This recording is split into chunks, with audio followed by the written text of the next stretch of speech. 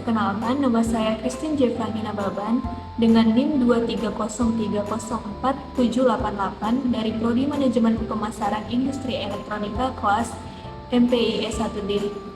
Nah, kali ini saya akan menjelaskan sedikit materi tentang segitiga exposure, yaitu terbagi 3 elemen dasar. Yang pertama itu aperture atau diafragma, yang kedua shutter speed, dan yang ketiga ISO. Berikut penjelasannya. Apa itu segitiga exposure atau the exposure triangle? Itu merupakan istilah yang merujuk pada 3 elemen dasar exposure, yaitu yang pertama aperture atau diafragma, yang kedua shutter speed, dan yang ketiga ISO. Ketiga elemen ini saling berkaitan dalam mempengaruhi proses masuknya paparan cahaya atau sinar ke dalam kamera, lalu jumlah cahaya yang mencapai sensor kamera, itulah yang disebut dengan exposure. Poin dari pengaturan segitiga exposure adalah menyeimbangkan intensitas cahaya yang masuk ke dalam kamera dengan 3 metode berbeda.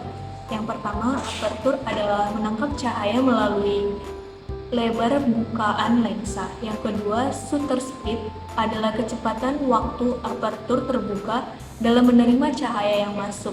Sementara ISO adalah sensitivitas sensor kamera ketika memproses paparan cahaya.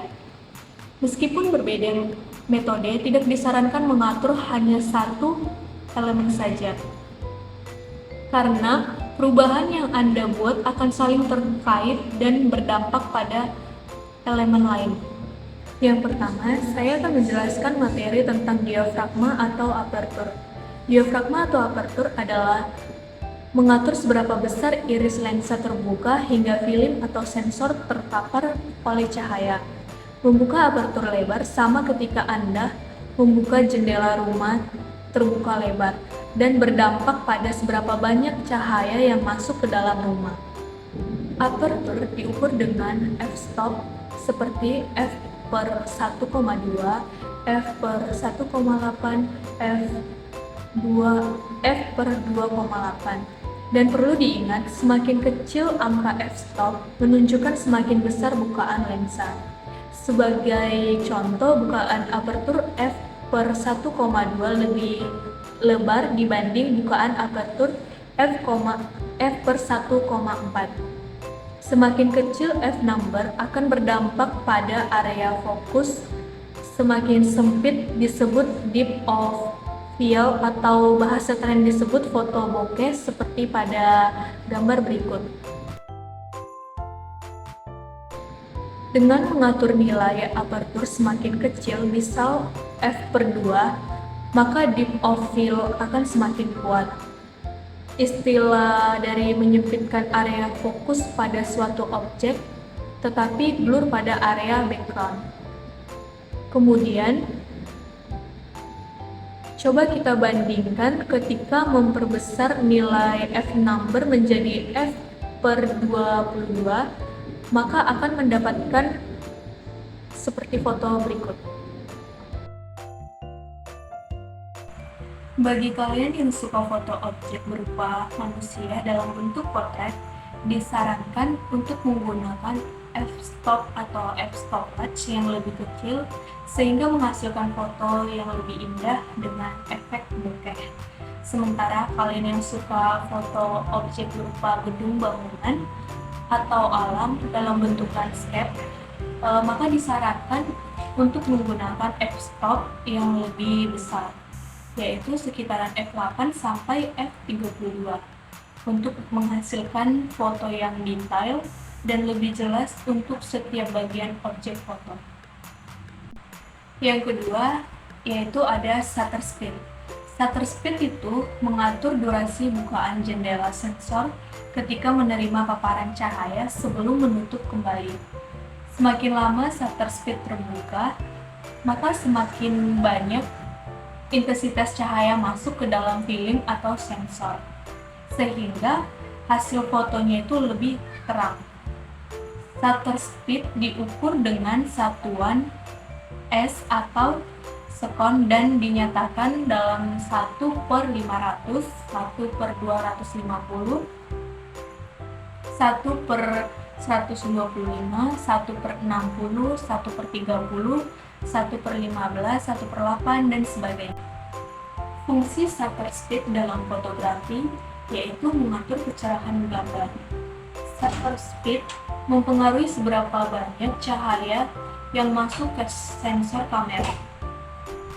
Kecepatan rana yang lebih lambat, misalnya 1/30 detik, memungkinkan cahaya masuk lebih lama sehingga menghasilkan gambar yang lebih terang.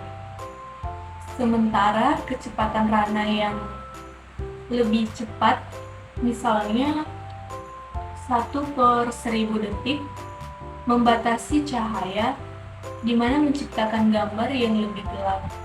Selanjutnya, mengatasi gerakan pada shutter speed. Shutter speed dapat digunakan untuk membekukan atau mengaburkan gerakan dalam foto.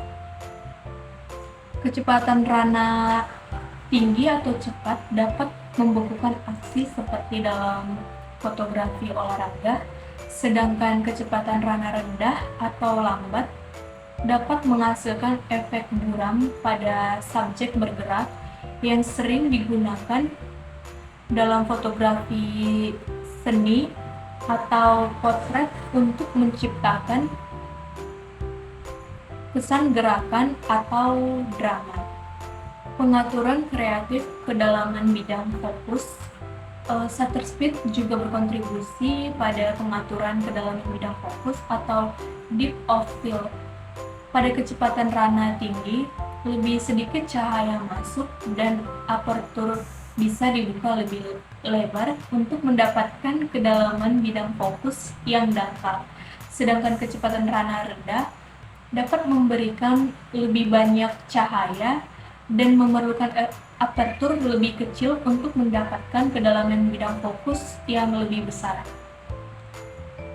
Contoh penggunaan shutter speed dalam fotografi. Jika Anda ingin mengambil foto aksi cepat seperti seorang atlet sedang berlari, Anda mungkin akan menggunakan kecepatan rana tinggi seperti 1/1000 detik untuk membekukan gerakan tersebut.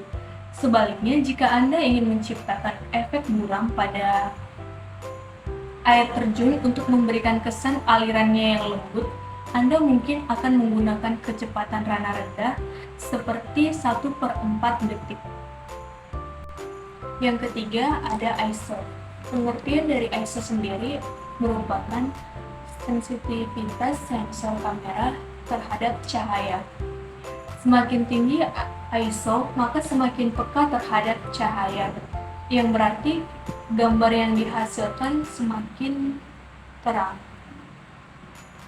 ISO adalah istilah dalam dunia fotografi yang seringkali digunakan untuk mengukur tingkat sensitivitas sensor terhadap cahaya. Mudahnya, ISO adalah pengaturan kamera yang akan mencerahkan atau menggelapkan foto. Saat Anda meningkatkan nomor ISO Anda, foto akan menjadi semakin cerah. Karena alasan inilah, ISO dapat membantu Anda menangkap gambar di lingkungan yang lebih gelap atau lebih fleksibel tentang pengaturan aperture dan kecepatan rana. Namun, menaikkan ISO juga memiliki konsekuensi. Foto yang diambil pada ISO yang terlalu tinggi akan menunjukkan banyak bintik-bintik, dikenal sebagai noise dan mungkin tidak dapat digunakan. Fungsi ISO yaitu ISO berfungsi pengaturan untuk menentukan tinggi rendahnya cahaya yang diinginkan pada hasil foto. Seperti yang telah dijelaskan di atas, fungsi ISO yang paling utama adalah untuk meningkatkan kecerahan sebuah foto. Semakin tinggi ISO yang Anda gunakan, maka semakin sensitif sensor kamera dan semakin cerah foto yang akan dihasilkan. ISO diukur dalam angka. Satu set umum ISO adalah sebagai berikut. ISO 100 merupakan ISO rendah, ISO 200, ISO 400, 800, 1600, 3200, 6400 merupakan ISO yang tinggi. Sederhananya, ketika Anda menggandakan kecepatan ISO, Anda menggandakan kecerahan foto. Jadi foto pada ISO 400 akan 2 kali lebih terang dari ISO 200, yang akan 2 kali terang dari ISO 100. Meskipun demikian, hampir setiap kamera menawarkan nilai ISO menengah, misalnya ISO 125, ISO 160, ISO 100 dan 200. Dan sebagian besar kamera saat ini menyertakan ISO tambahan pada kisaran tertinggi seperti ISO 6400, ISO 12800, dan seterusnya. Cara menggunakan ISO, semakin rendah nilai angkanya, semakin rendah sensitivitas dari film foto, dan semakin halus bercak noise pada foto yang diambil. Settingan ISO yang bernilai tinggi pada umumnya diterapkan pada keadaan yang lebih gelap atau kurang pencahayaan untuk mendapatkan shutter speed yang lebih cepat. Kemudian saya akan memberi hasil fotonya. ISO di angka 100 akan menghasilkan foto yang gelap dan objek tidak terlihat jelas. Sedangkan ISO di angka 320 akan menghasilkan foto yang cukup terang dan natural. Objek juga terlihat jelas.